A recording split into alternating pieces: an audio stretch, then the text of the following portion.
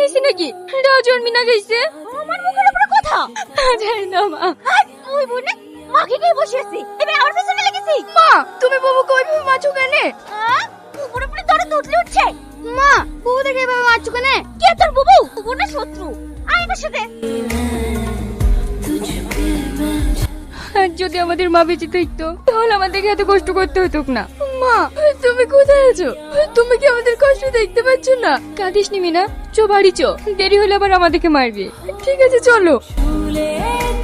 কই গো আমার রিনা মিনা কই? সারাদিন শুধু রিনা আর মিনা, এই ছেলেটার কথা তো মুখ দিয়ে একবারও বেরোয় না।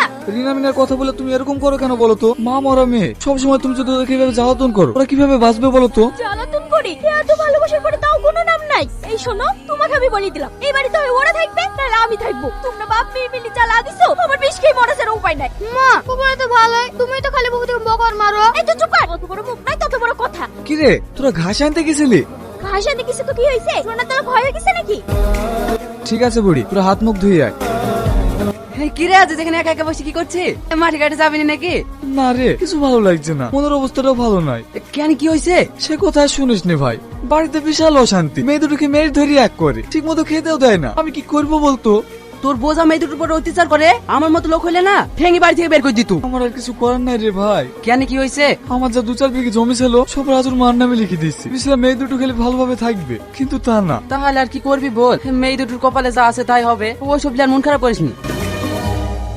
মা দুটো খেতে দাও না, খুব খেতে লেগেছে। রাত দিন শুধু খাওয়ার খাওয়া, দেখতে পাচ্ছ হাতে কাজ করছে। মা বুবুকে তুমি অমন করছো কেন? বুবু খেতে লেগেছে, খাবে না। যত বড় মুখ না তত বড় কথা। এই উঠোন কিভাবে পড়ে আছে? তোকে ছাড় দিতে বলিনি? মা আমাদের কিভাবে মারবা না? মেরিস তো কি হইছে? তুই আমাকে মারবি নাকি? লে মার। কি গো মেয়ে দুটোকে এভাবে মারছো কেন? আমি মারছি? উঠোনটা একটু ঝাড় দিতে বলেছি আর তুই বলে আমাকে খাবো খাবো করছিস। আয় মা তোরা ঘরে আয়, যাও তুমি সবার জন্য খাবার খোলো। তোদেরকে আমি এই বাড়িতে থাকতে দেব না। শুভ বিহু আমি এই বাড়ি থেকে বের করবোই।